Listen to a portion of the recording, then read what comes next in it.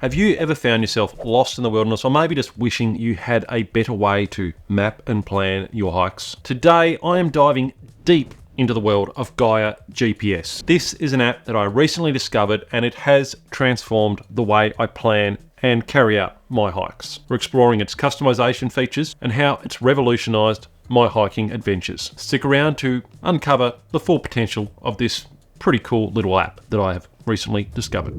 Hi everyone, welcome back. I really hope you're doing well. Mauser here, and today we're getting into another video. Now, if you're like me and you're always on the lookout for the next trail to tackle, the next hike to go on, you know the importance of a reliable and functional GPS app. Now, I have tried a few over the years, from Avenza Maps to Garmin Connect to GPX.studio. I've used all of these to plan my trips over the years. Even that old Sunto one that they stopped making, anyway, another story. But more recently, one app has really stood out, and I've been using it almost daily to not just plan my hikes, but use when I'm around the city as well. And that app is GAIA GPS. So I discovered GAIA GPS a few months ago, and I've been using it a lot ever since.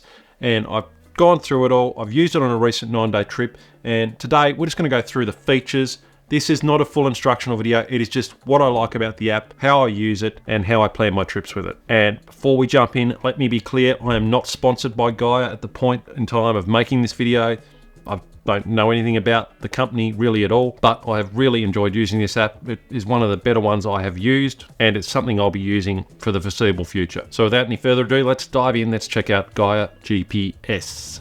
GAIA GPS, it's not just another mapping app. It's something I have found exceedingly useful when compared to apps that I've used in the past. In the past, I have generally used apps to plan a route which I will load into my watch, but with this app, I find I use it more and more out on the track than I would have normally with something like my Avenza apps. And a lot of these other tools I have used for route planning over the years, things like Garmin Connect, things like GPX.studio, things like Sunto, whatever it was called. I would plan my route on them, download my GPX file, the file that uploads to my watch and to my GPS device when I had one, and then that was all I'd use the app for. Once I was out on the track, that was it. With the features of GAIA, I am now using that on the track all the time. It's got an intuitive design. It's got extensive map layers, that is layers of topography, images, that sort of stuff that you can have on your phone while you're out of range, out in the backcountry. So its offline capabilities make it a powerhouse for hikers. And it even has things like detailed topographic maps. And if you're in the States, in the United States, it's got weather overlays, fire overlays, all sorts of crazy overlays.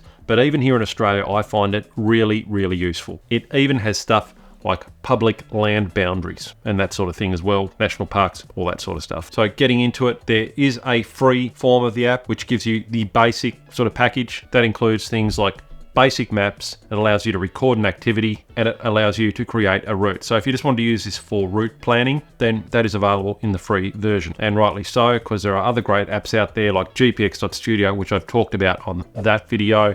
And that is a great app as well for planning routes. Both use OpenStreetMap for a lot of their source data for things like tracks and things, I believe, but the free version gives you that functionality. In terms of pricing, well, in the United States, when you look at the website, it for the premium version I've got, it's $4.99 a month, $4.99 per month, which you pay annually, and you get a discount off that amount at the checkout. There is also, it's obviously owned by Outside Magazine, or it's called an Outside Plus subscription for the GAIA GPS Premium with Outside Plus. That just gives you access to the publications by Outside, the Outside Network, TV shows, that sort of thing. I didn't need that. So I've got GAIA GPS Premium without Outside Plus. That quote in Australia, that's cheap, I think. That's what it costs per year here in Australia. If you got the Outside Plus subscription in America, it would be $65.90. Still pretty cheap, I think, for what you get. And what do I get? Well, I get over 300 plus maps. That's the overlays, that sort of thing. I can use it offline. If you get the basic subscription, you can't use the app offline. I get weather and terrain features as well. So when I'm out on the track, or if I'm planning a route somewhere, it will show me the weather data for that area for the next few days. And what I really love about this app is that I can plan my routes on my computer at home, and then when I go to my phone, to the app on my phone, the routes and everything I've created are instantly there. So in terms of features, well, what has it got? Now remember, I have got the premium subscription, so we're looking at that today, that version, but it's basically the same. You just don't get some of the same overlays. which I will be showing you. Let's have a look at it now. So going into GAIA GPS, and as you can see, we can go in and check everything out. You've got default sharing options, things like private, public. Mine is set to private because I create routes in off-track areas. I don't want people necessarily to see that stuff. So that's your basic settings there. Then you can go into your units. You can choose your coordinates type.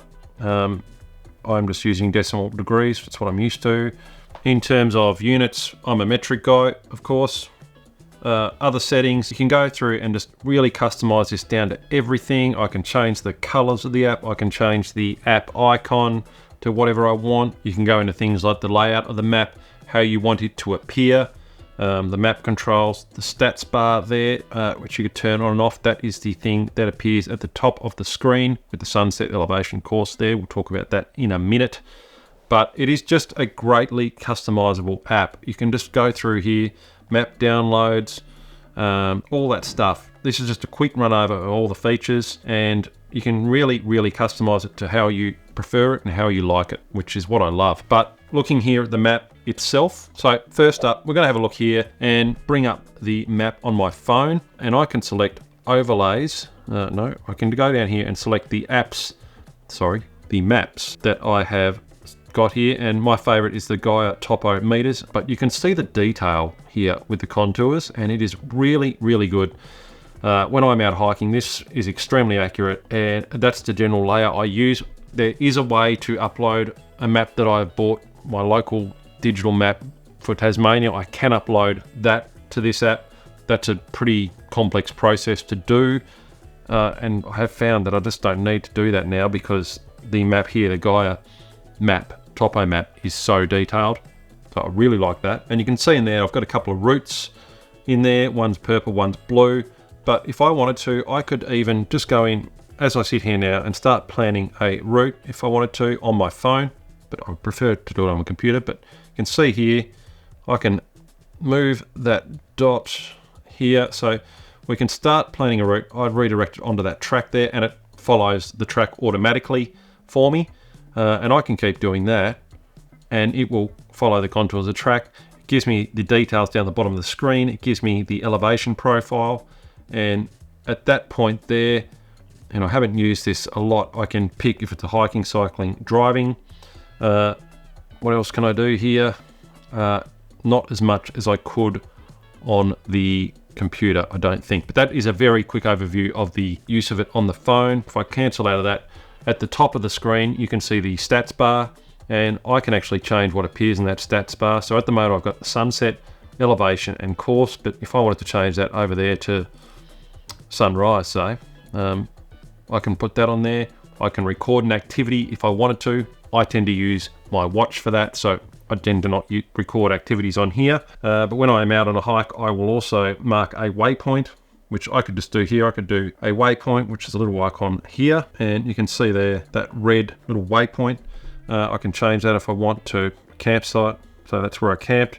So when I'm out on the trip now, I use this app. I mark the waypoint on the app to my campsite, so I've got a record of them, and I will leave it there, save it, and now that is in there like that.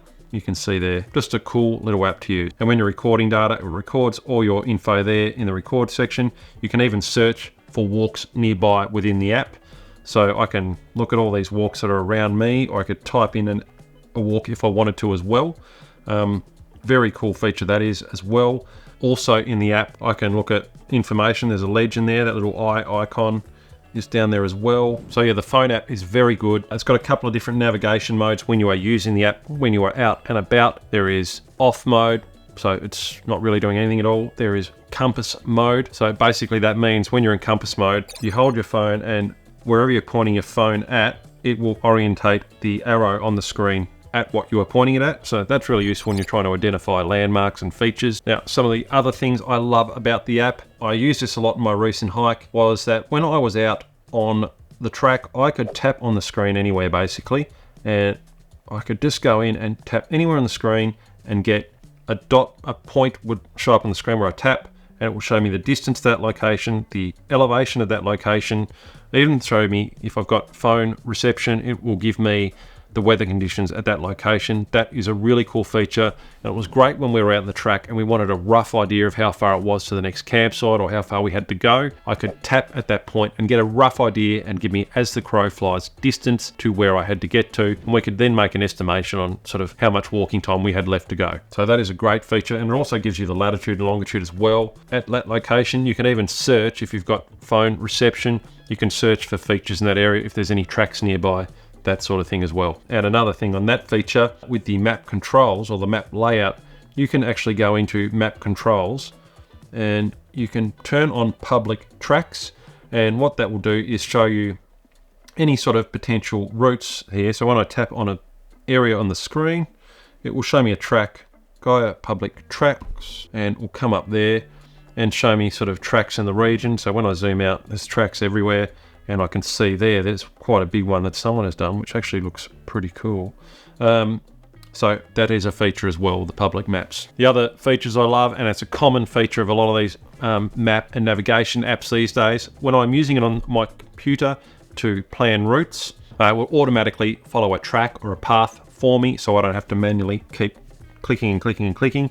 That is a standard feature these days, but it's good that it has it. Also, once you are planning a route, you can sort of, if you're doing an out and back route, for example, you're going to one point and then coming back along the same way, I can plot the route out to that point, then just hit O on the keyboard, and it will automatically trace it straight back along the same path to where I started. Or if I'm doing a bit of a loop walk, I can I can plan most of the walk out and then hit B, and it will do the quickest route back to the start of the walk for me and just finish the route for me that way. As you are planning the route, you get an elevation profile as you're going. So the elevation profile is progressing as you build the route. You can share the route publicly or keep it private. That's up to you. You can also download the various file types for that route you have created. I normally download the GPX file to upload into my watch, so then I can navigate off the route that I've created when I'm out on the trail. And what I really love about the route planning feature when I'm on my computer using it is the different layers I can put on there. Like I said, I'm mainly using the GAIA GPS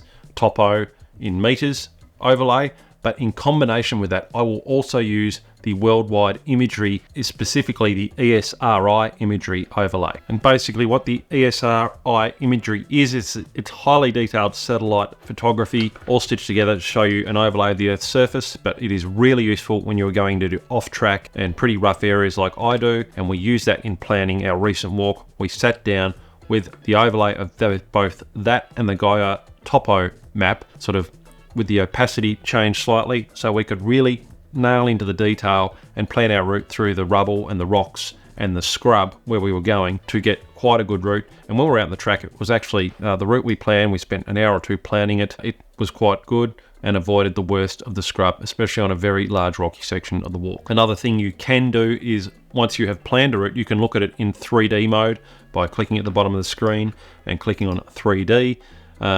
I have tried to have a bit of a look at that. It's good when I use that ESRI overlay, but I found with the maps it's not as good. But with ESRI, it is actually really cool. You can see when I'm looking on the screen here, it is very detailed. This is amazing, actually. I hadn't looked at this as much. That is incredible. That is a really cool feature. Check that out. Did you know about that? I hadn't looked at that. I've just been having the map overlay, and man, that is crazy. Oh no, it's working now. It's working. Okay, so it's working. Yeah, check it out. That is awesome. That is a really cool feature, the 3D thing. It's a bit of fun. I mean, it gives you an idea of the terrain you're going to be going over, and I'm going to have a very good play around with that now because that is awesome. It's working now. I couldn't get it to work before, but it is now. The other great thing is this is not a separate app you download. It is a web app. You're using it in a browser. That's all apps should be like that these days. You can also import GPX files into it. So if you've got a route someone else has given you, or you wanted to put one in that you've done previously, you can easily import it into the app. Very, very easy. Again, I do that on the computer. So from the route planning perspective, I found this really, really useful for this trip. I'm going to be using it for most of my route planning now. There are other free ones, like I've said before, GPX.studio. That is still a good app, but just the overlays, the stuff this app has for the paid version, it is worth its weight in gold, I think. And that 3D thing, I mean, I'm going to be on this for hours later, playing around with that, looking at trips I've done and trips I'm going on. Offline use, one thing I did use it for this trip was I downloaded the ESRI imagery for the area I was going to. So you select an area on the map and download the maps for that area. I downloaded the ESRI imagery and the GAIA topo in meters maps and really found them useful on the track. I did not need the local map for the area. I had it on there on my phone still, but I just didn't use it. I used these. It was fine, and we were on a 9-day off-track expedition, and I did not have any troubles with this. An important thing if you're doing that is to ensure that you have downloaded the maps before you go. So put your phone in airplane mode and ensure that it has downloaded the maps correctly. But apart from that, it's a great app. If you'd like me to go into more detail in the future, I can for sure. Maybe attached after this, I might do a little tutorial on how I create a route. That will be a coming video. I think I'll do that very quick video